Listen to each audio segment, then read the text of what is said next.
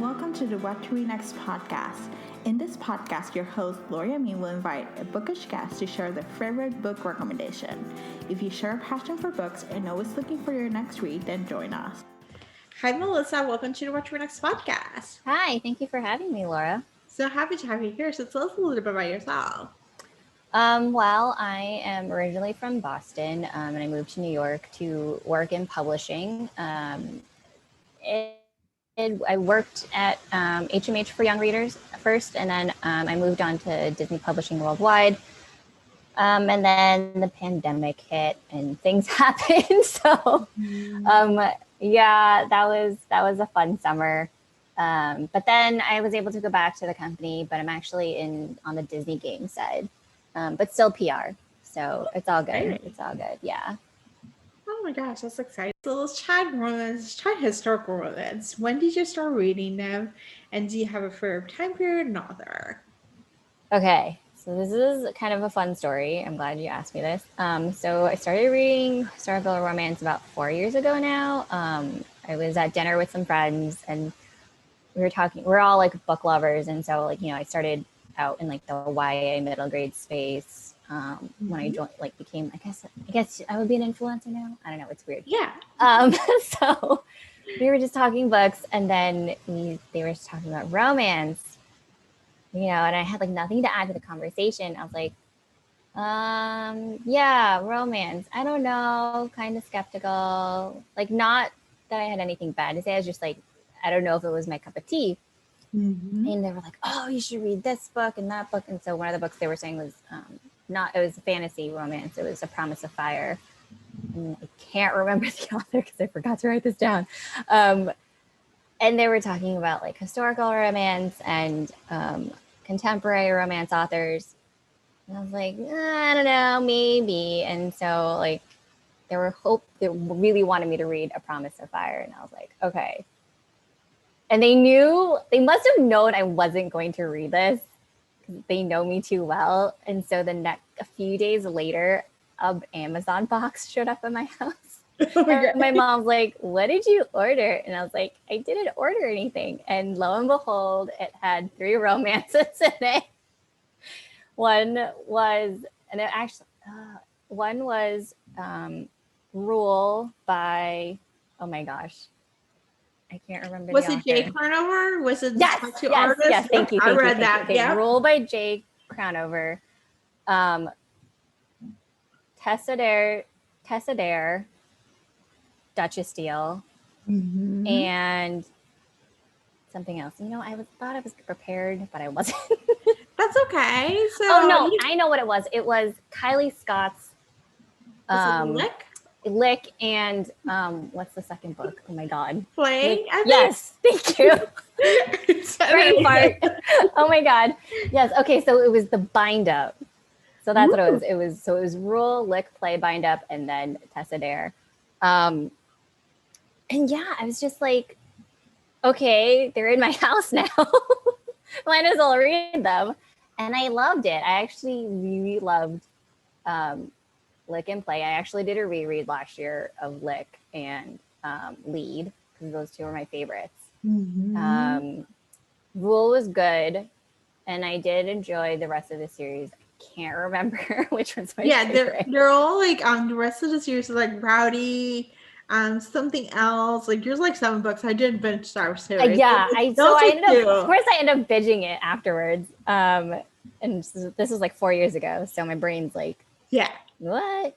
Yeah, and so it's just, and I don't know, something about the Duchess Steele just like won me over, and I like completely converted to like romance. I mean, it was slow going. I was like reading some other contemporary in between. I did read A Promise of Fire, and I enjoyed it. And like looking back, I had to go back in my Goodreads, and I was like, wait, what did I read? And I was like, contemporary. And so it took me a while. It took me several months before I dove back into historical romance, diving into the Wallflower series by Lisa Kleypas, and then Victoria Alexander's Effington series. So, I think it's just has always been historical ever since I discovered those 2 authors. And then I dove right into Tessa's backlist after that and discovered Sarah MacLean. And I kind of was just like, I'll be right back, YA in middle grade, and just like went full steam ahead and just like never went back. I mean, I do like occasionally, but like it's just been 4 years of straight romance.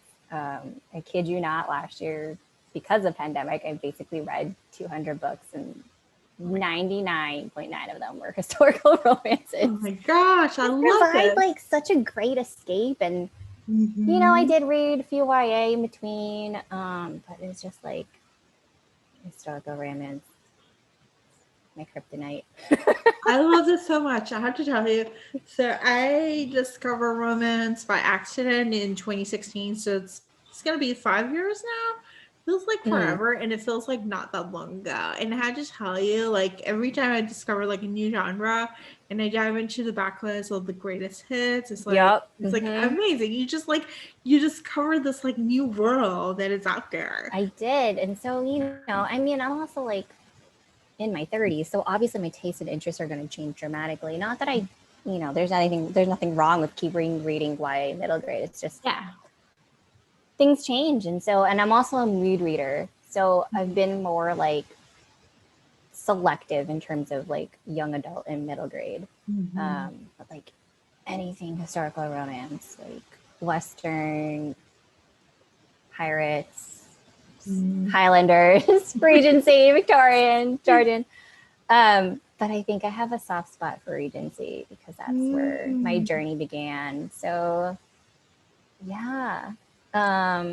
Favorite author, definitely Sarah MacLean. Love all of her books. Definitely love all of the heroines who like know what they want and go after what they want. The heroes are so swoon worthy.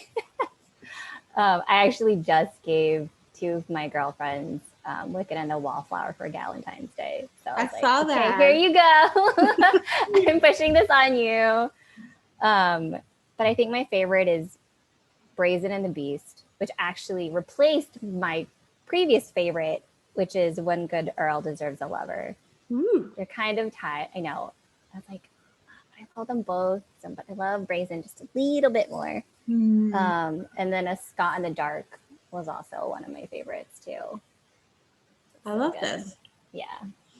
I love this so much. So let's talk about some historical romance that are ideal for contemporary romance readers. Like, because a lot of times it gets contemporary readers, they may get caught up in this whole historical, like, so like it's a different time period. We're going to talk about chicks. We're going to talk about like the ton, the marriage mart, and all these different things.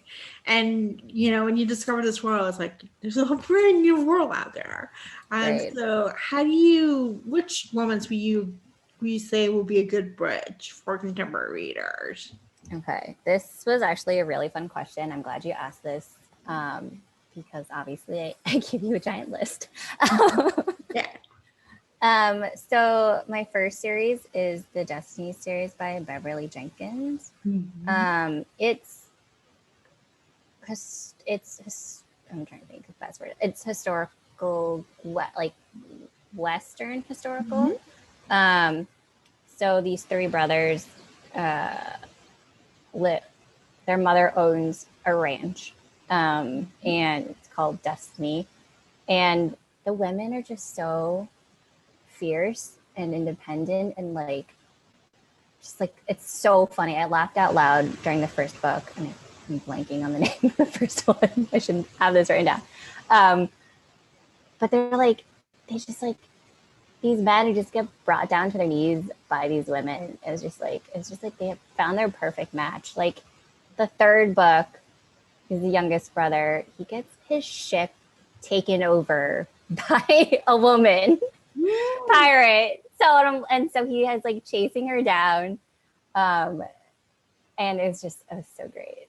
And they end up getting married, obviously. But just like that whole journey of like trying to find this woman who took his ship, and then finding out it ended up getting destroyed at some point, and then and then he finds her again at this party, and I can't remember where it is. I should know all this information. I'm sorry. You're fine. And he finds out that her uncle is the guy he does business with. And so it was kind of like fate that they brought them back together after she stole his shit. It was the best thing. And the first book was also really good because the woman answered his advertisement looking for someone to help out at the ranch. And so, you know, it's a mess, and like everything that these ranchers in his hands are like have all their stuff inside the house. And so she ends up like going into clean, like the maid advertisement. And so she basically comes back from doing something, and it's like all of their shit is like in the yard. Oh my god. Because she's like trying to clean, and she just basically, it's like tossing everything out, and he's like, what the heck? Oh my god. And it's just so funny because she gives him a run for his money. And they end up falling in love. Oh. And then the next one is Maya Rodell's Keeping Up with the Cavendish series. This one is so great. All of the titles are, or 3 of the titles are plays on like the 80s, 90s. I almost got the wrong era. 90s film. The first one is Lady Bridget's Diary. So play on Bridget Jones's Diary. The next one I think is Chasing Lady Amelia, which is similar to Chasing Amy. And then the last, oh God, what's the other one? I should have written this down. I'm sorry. I think, but I know what you're talking about. You know what I'm talking about, right? I read the series, and it's delightful. It's so good. And so she like has mixed all of these, like the first one is like basically Pride and Prejudice mixed with Bridget Jones's Diary, and it's so good. I love when like authors take cultural references that we know and just like decide to mash them up in these series. And it was so great, and it was a delight. And they were like a long lost family who were in America, and they have to come to London. And I like those stories. Those stories are fun. Like, yeah, I really love the Americans in the ton.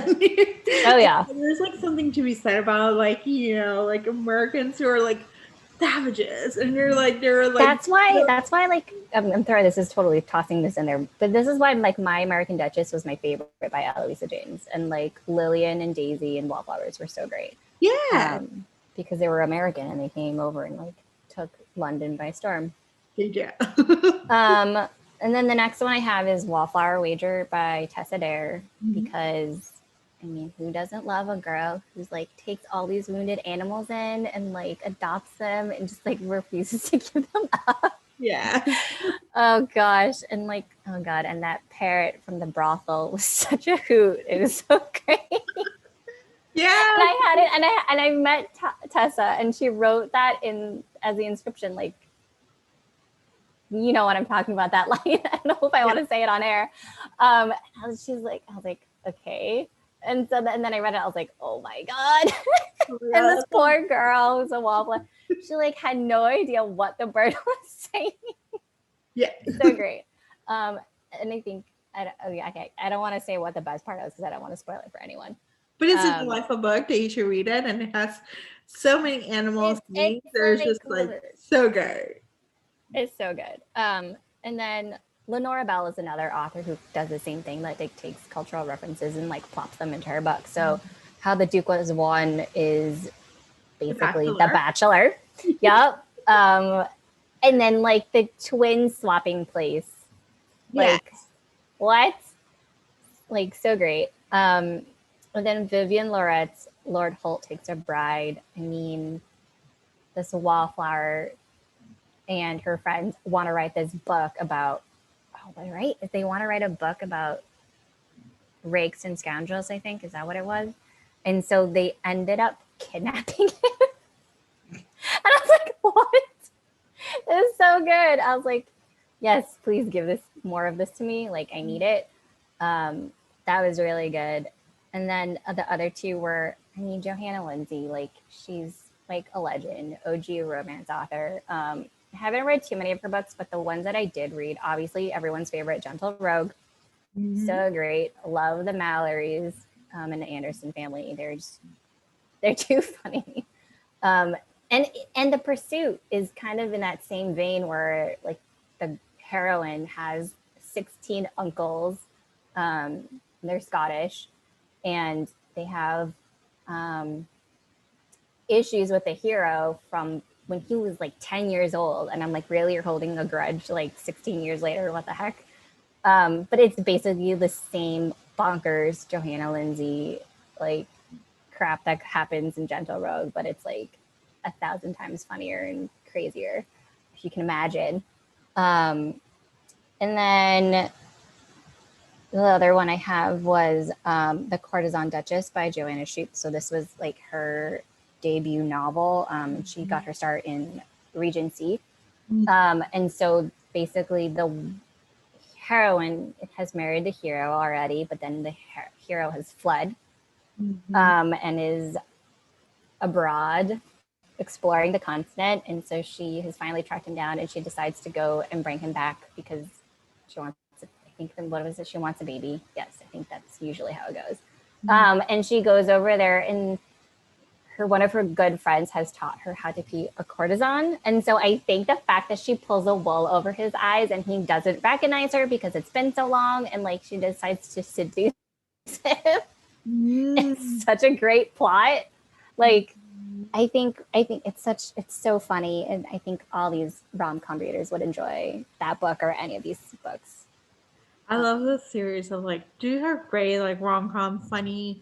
They're like there's contemporary elements within like historical times, and they're like, I think they're like you can actually get lost in the story and just discover this whole brand new genre. That's definitely. It's good. It's awesome. good stuff. So, which authors on your auto-buy list? Oh God, too many. Sarah, I've already said. Yeah. Beverly Jenkins is a new one for me. I'm currently trying to track down like all the original covers for her older books, like Night Song and Indigo. Joanna Shupe, Tessa Dare, Lisa Kleypas, Julia Quinn, of course, Bridgerton, hello, Lenora Bell, and Lorraine Heath. I love this. So, what is your favorite woman's trope? Oh gosh, this is so hard. I know, but there's so many good tropes, but I figured out how to bypass this question and give you all of my tropes in one. Yes, I love this one.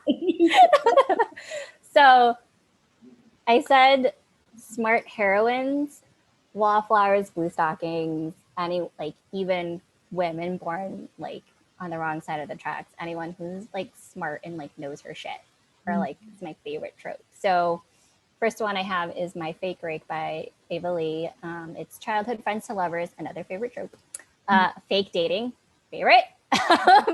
Featuring double bookish, like academic main characters. Our heroine, Lady Grace, is content as a wallflower and would prefer to focus on her scientific pursuits as a naturalist. But there's like this one guy that she has her eyes on, and he's finally returned to town.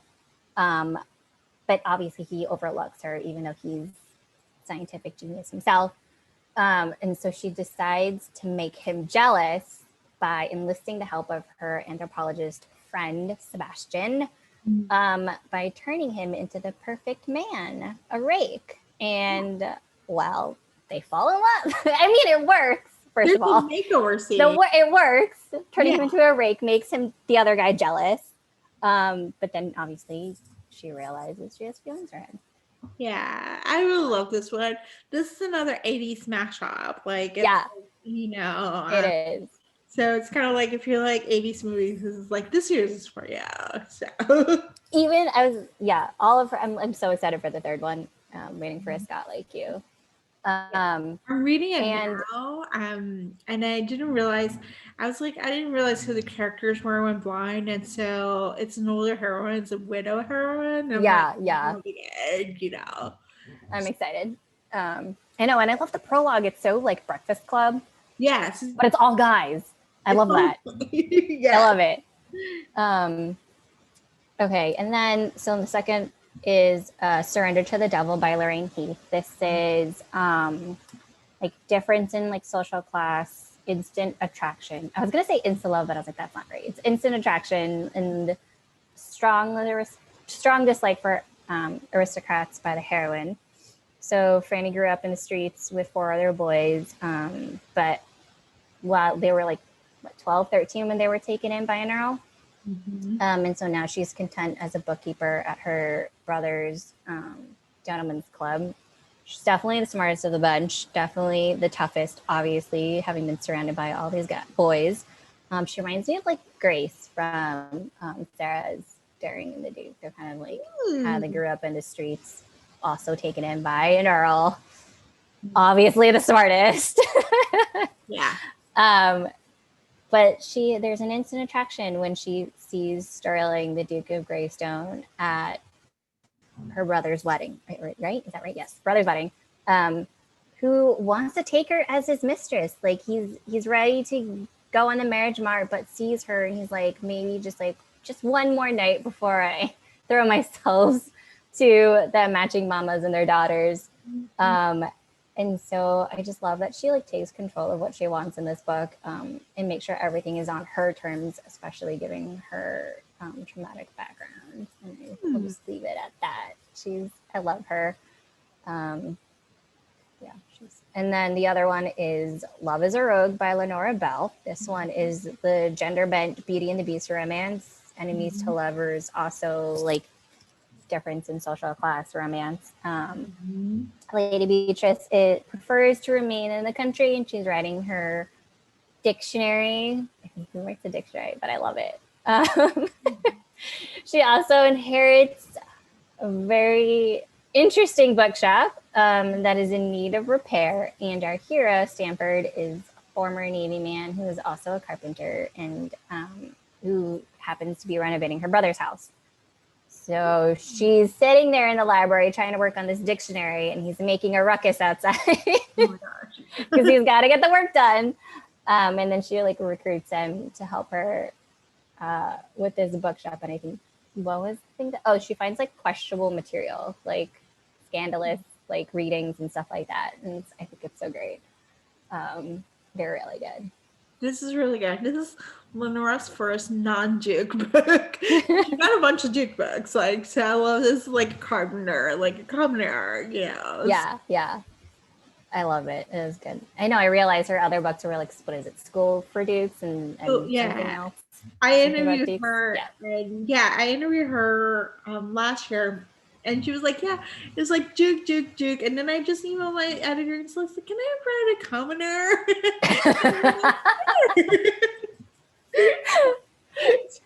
So I was like, I think it's based on her husband.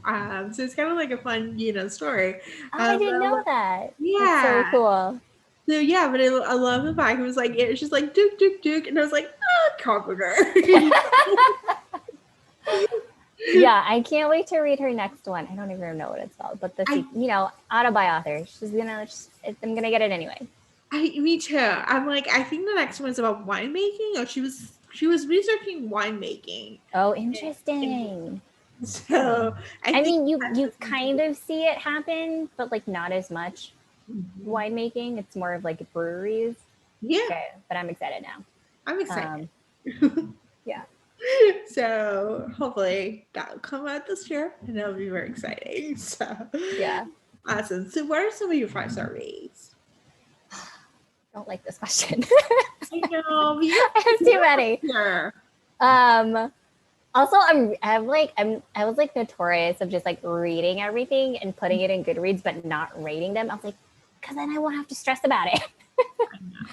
But actually this year I'm actually trying to keep track.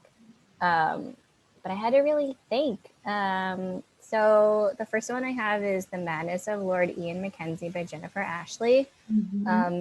I'm a huge fan of the chemistry between Ian and Beth.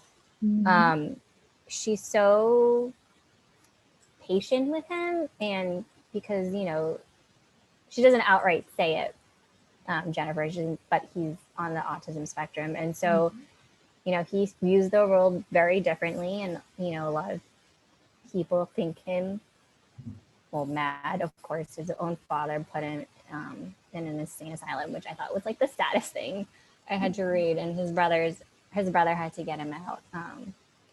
But he found love with Beth, even though at first he didn't understand the concept, and I think she handled it really well, the way that she wrote that book.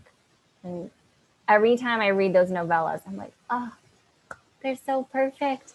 And then I found out from a friend she's writing another book in this series. She's writing about Ian and Beth's oldest son, who we meet in a Mackenzie Yuletide, right? Is that what it's called? I don't remember what it's called. But one of the Christmas novellas. There we go. You meet the oldest son, and he kind of has his own mini adventure with a cousin. And so now I'm really excited to see who he meets and falls in love with. So I'm just glad that we're getting another one. And we get to see Ian and Beth again. That's all I care about. Yeah, I think so. I interviewed her last year. I had a chance to interview a lot of authors, as you can see. Yeah. So I interviewed her for a different series altogether because she writes a Victorian mystery series. And so when she talked about it, she mentioned she was still writing on the Mackenzie series. And I was like, this is a long series. She's writing on this one, and she had some paranormal too. Like, she's a prolific writer. I know. I've been like savoring that series. So I read like the first 4 or so about the brothers, and then I took a break. And then everyone's like, oh, you should read The Ancestors. I was like, okay. And so I read like 7, 8, what is it? I think it's like 7, 8, 9 or 8, 9, 10 or something like that. Obviously. And then I had to go back and read Daniel's book. Because I don't think I read that the first time. But they're actually really good. They're so good. Yeah. I'm excited. So yeah, I need to go back and read the McBrides. Whoops. There you go. That's something to look forward to. Yeah. Okay, and then the next one I have is Thief of Shadows by Elizabeth Hoyt. I discovered her last year. And this is the one that actually made me fall in love with the Maiden Lane series and her writing, because Winter is our stoic virgin hero and Lady Isabel is our experienced widowed heroine. And he is the headmaster for a home for foundling children, and she is one of the ladies investing in this home. And she is tasked to make him more respectable by giving him lessons in deportment and a new wardrobe, and maybe some lessons in some sexy times. I actually just had to like look that up because I was like, how does it go again? And I was like, oh yeah, he is a very tender and caring and asks her what pleases her. And I'm like, yes, Winter. This is why I love you. You are my favorite because you care and you want to get this right. Oh my God. Love it. I love so sexy and hot. Yeah. And I'm slowly working my way through that series. I think I have 4 left in that one. Well, authors in these long series, I don't understand. I know. She started a new series. Maiden Lane should have been a longer series, but there was like some questionable questions. And so she did mention in her interview, and I'll put links into all these interviews in the show notes. She mentioned that it was like there was a conversation with her agent. It's like, oh, you can sell a new series, and that's what Maiden Lane like have. She was like, if it was for me, Maiden Lane would still be going on. But she started Grey Court now. Like they just I saw. I haven't picked up any of the other ones because I'm working my way slowly through this. Yeah, and I just like. I have to, I wish I could talk to her because I really want to know. It's like, how in the world were you this meticulous in planning and plotting and like interweaving like all these books? Because, you know, like the first arc is about the ghost of St. Giles and she had all these plot points and then they appear later on, but then she also pre-planned. I'm like, oh my God, how does your brain work? And like, that's what fascinates me, like listening to authors talk about their work is like their process and how, and she has so many threads of plot going on. And I'm like, how are you keeping track? Like she must have had like that whole arc pre-planned and like all the fine details are added later. But I was like, wow. Yeah, Genius. I don't know if she's the plotter or pantser. I probably ask that question because that was a typical question I asked. I'm going to have to go back and listen then. So probably that one. I know she mentioned the reason why she writes 1700s Georgian period is because she was not inspired by Austen, which is a lot of historical women's authors are inspired by Austen. She was inspired by somebody else who wrote in that time period. Got it. So it was like that was a book that inspired her, and so she was like, I'm just gonna write about that time period. God, but genius though, the plotting and the, oh my gosh, I Yeah. can't, it's crazy. Now I'm going back to my Eleanor again. I'm gonna be like, okay, what did she say? And if not, I'll invite her to come back and tell me. And you can come back and Yes, can I join you and ask her, pick her brain? yeah, I do. I invite other people. I invite other super fans to come and join me for interviews. So we'll do one of them. So just It would be a good conversation. Okay. And the last one I have is actually one that I read this year. It is The Edge of Desire by Stephanie Lawrence. This is the 7th book in the Bastion Club series. This is a second chance romance murder mystery, and the hero is an ex-spy. And I'm okay, so I'll have to give a little backtrack a little, and because I'm usually of someone who has to start at the beginning of the series and then move forward. Obviously, I just said Thief of Shadows, which is book 4 in the series. But the Virgin Hero got me, so I obviously had to jump right in for that. So Edge of Desire was on Step Back Saturday. Someone else posted it, and the reason I bought it on eBay was because it had a purple dress. That is why I bought it. Because I'm a sucker for purple. And I did no research.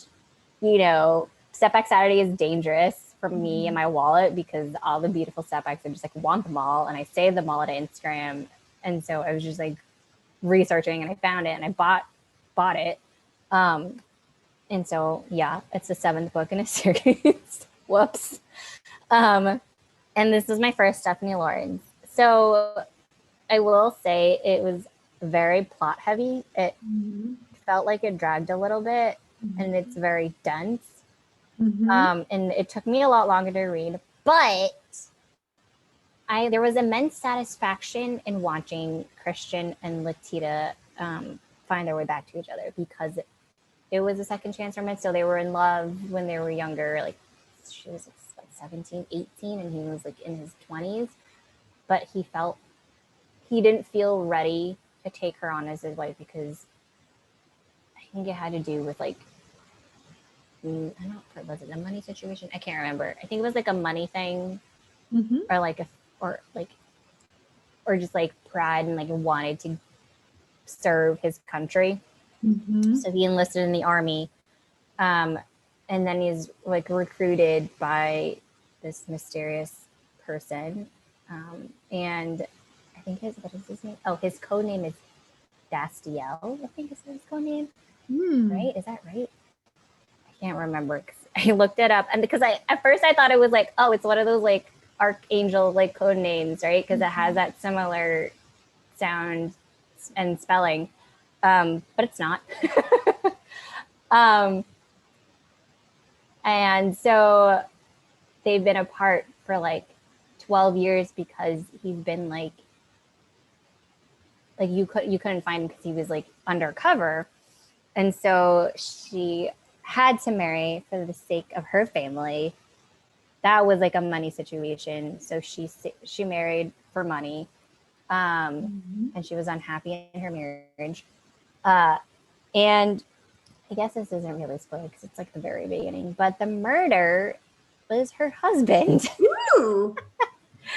So it basically opens up. He is at his club, the Bastion Club, and she shows up and all black, and he first thinks it's her dad. But she's like, nope, it's my husband, and I need you to help me figure out who did it.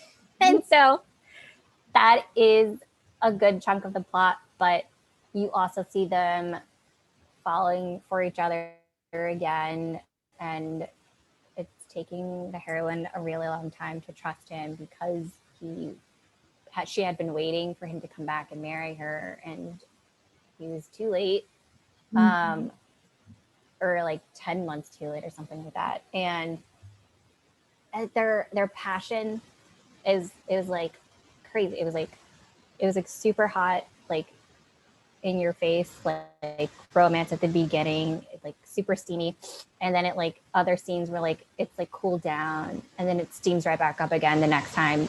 They had like sex like a lot in the first 5 chapters. I was like, wow. Does it have 30-page sex scenes? Because that was Devil's Right. It had a 30-page sex scene. And I was my God. It kept No, it wasn't like that. But it was like boom, boom, boom in like the first 5 or 6 chapters. And I was like, damn. But I mean, again, they've been apart for like 12 years. So to be expected. So sexy times. There we go. Yeah. It was great though. I think those were great. And in the end it was good. And now I need to read the rest of the series because I have 8 books to read. Again, the long series. I'm sorry, listeners. And you can always read the Sinister series, which is just another. Oh my God. I made the mistake of looking and I was like, nope, I can't. It's too long. It's a long series. I read Devil's Bride. I read 2 books in the series, and I was like, "They're really long books." And you're just like, "There's a lot of information. A lot of it." I think she does have the murder mystery because the Sisters Devil's Bride had a murder mystery along with the whole relationship stuff. Mm-hmm. So I think that's her stay. So I like it. Interesting. I know. I have and I told when I told people I was reading Stephanie Lawrence, and they're like, "Oh, Sinisters." I was like, "No." Sorry. Oh well. We'll see. I mean, you got time. I got time. I need to finish all these other series before I pick a 24 book series. Yeah. So let me wrap these ones up first, and then maybe. I understand. So you're a fan of diverse romance. What are some of the books that you read and love? Okay. So they're all diverse historical romance. Even though I know I need to branch out and read contemporary. I just haven't been reading a lot of contemporary. Okay. Whoops. So Indigo by Beverly Jenkins. Actually that one I read. When did I read that? End of last year. I'm sorry. Time eludes me. I read that end of last year and I gave it 5 stars. It's hard to pick a favorite Bev Jenkins because they're all so good. But yeah, Indigo. That was recent. The Duke Who Didn't by Courtney Milan. Regency? Jordan? Regency? Yes. Sorry. The Duke is of Chinese descent, as is the heroine, and I thought that was great. I think what happened was like the hero's dad had met his mom and brought her, and then they had moved back to England. And it's a childhood romance. It's a lover story. Oh, and Indigo is I don't remember the tropes, but they both work for the Underground Railroad, and I think oh my God, what's his name? It's oh my God, hold on. Is that the one with the mustache or Hester? Hester, yes, Hester and Galen. Thank you. I was like, what is his name?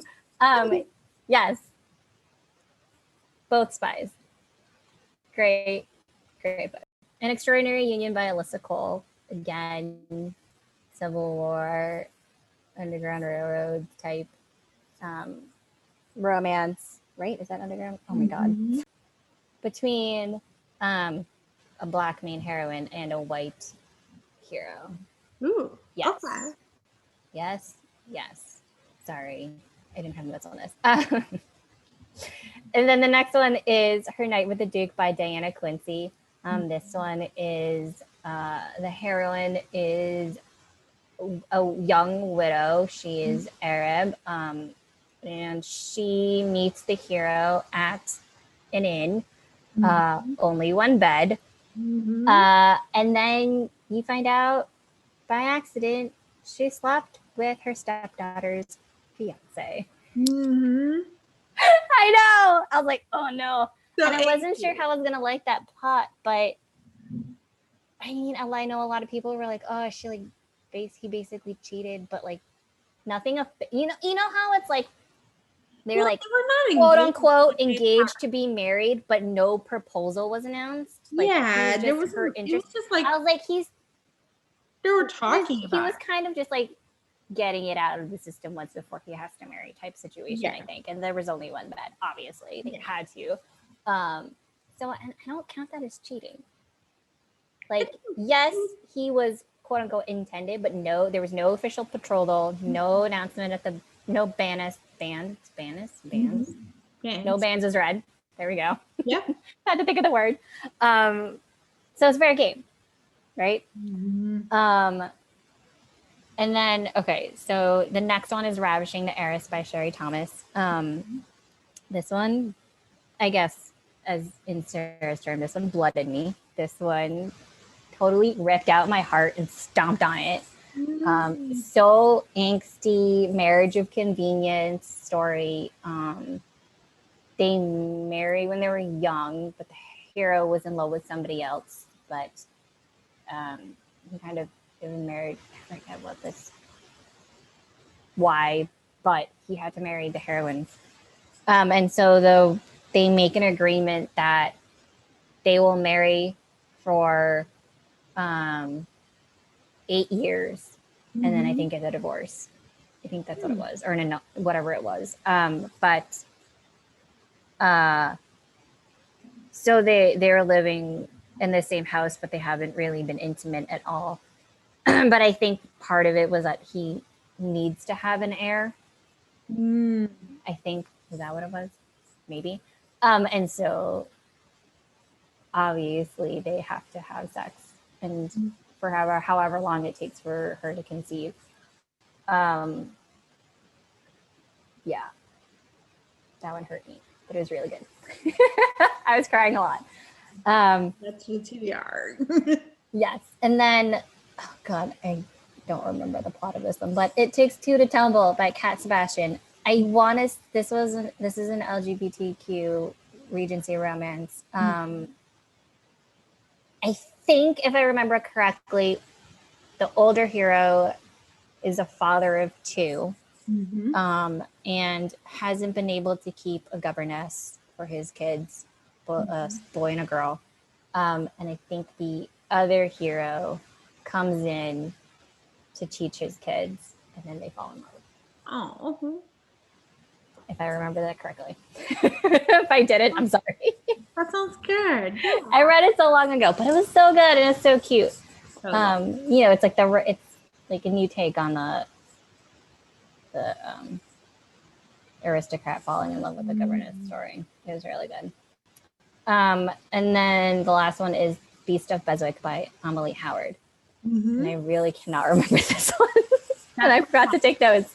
I'm sorry. But Beast of Beswick, everyone was like, you have to read it. You have to read it.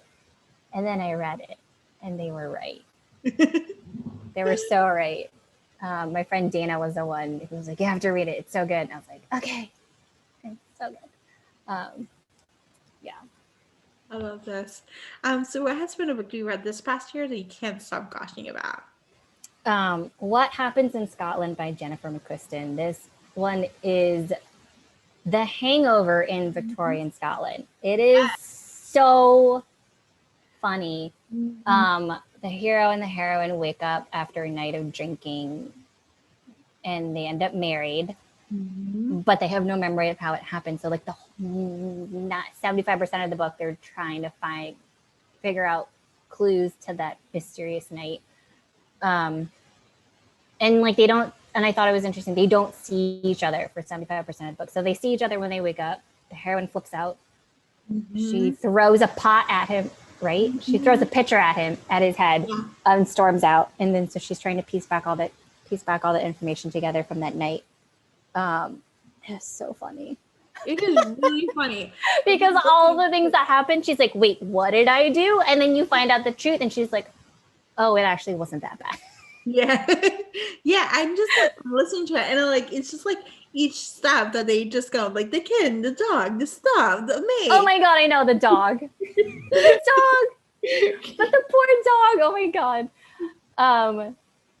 Yeah, and the barmaid who becomes her lady's maid. Yes. I thought that was a breath of fresh air. I'm sorry. Yeah. That was so, you don't see that, and it was so good.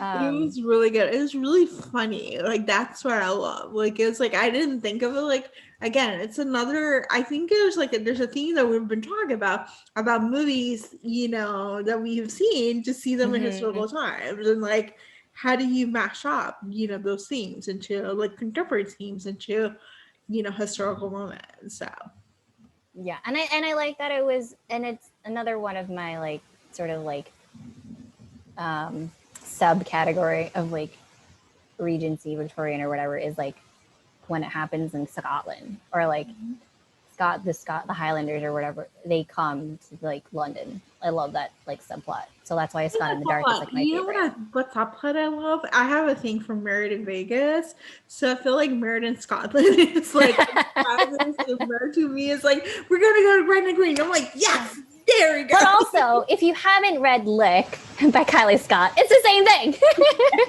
Just contemporary and a rock star. Yeah. Like, all about like anytime they go to Gretna Green, they get married. Like any married I'm like, and married in Scotland, it's like that's why I liked. And married, I'm there. Yeah, and that's why I liked Sarah's A Scott in the Dark, because Alec, can't remember, Warwick, right? Yep.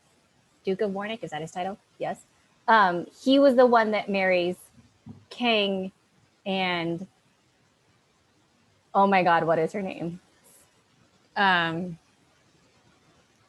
Anyone who's listening to me butcher the names for this book is going to kill me, because we read this as a group over the summer, for Summer of Sarah McLean. Hi, Dana and Kelly. I'm sorry.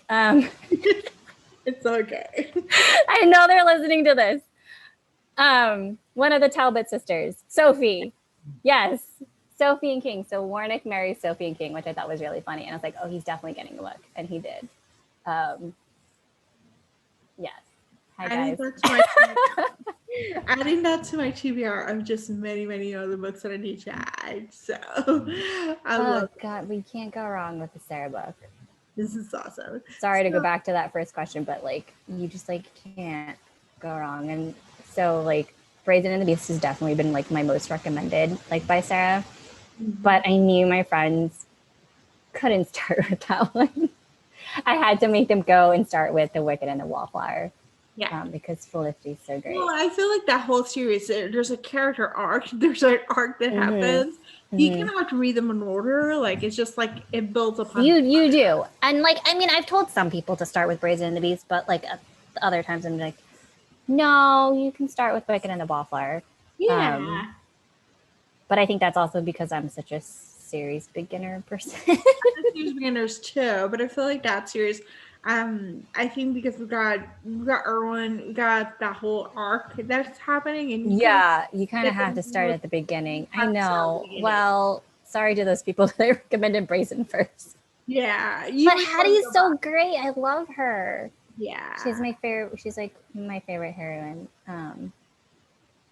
But also, like, I love the thread that when authors have that thread of continuity, and that's kind of what Sarah does, and Beverly does. Oh my God, I'm like working on this like timeline for Beverly Jenkins books and like how they're connected. I'll let you know when I'm done. I love that. But I'm like determined to read them, so I have to read in that thread that I'm working on. I have to read Vivid and Jewel. Okay. Because it ties in with everything else that follows. Because I am determined to be accurate in my research. There we go. Yeah. So tell us where we can find you online. I am on Goodreads, Instagram, and Twitter. At Miss_Melissa Lee. I'm mostly on Instagram more than Twitter now. I think that's just like Twitter's just a lot. So it's kind of taken a backseat in my social media. So Instagram's more. Okay. Yeah. It's so good. I like the pretty pictures. So thank you. It's okay. So thank you, Melissa, for being on the show. Thank you for having me. If you enjoyed this podcast, feel free to share with friends, subscribe, rate, and review the show. This is the easiest way to support this podcast. Want to connect with fellow romance readers and make new friends, get weekly book recommendations, attend monthly meetups? Then join our Patreon community. You can join at whattoreadnextblog.com/Patreon. Romance lovers, check out Queen Bee Reads Etsy shop for cute and comfortable bookish apparel. The shop also features social justice apparel and fun items from some of your favorite TV shows like The Schitt's Creek and The Office. Use code WhatToRead10 to save. Visit whattoreadnextblog.com/QueenBeeReads. What to Read Next podcast is part of the Frolic Podcast Network. Discover new podcasts to love on frolic.media/podcast. Thank you so much for listening and have a great day.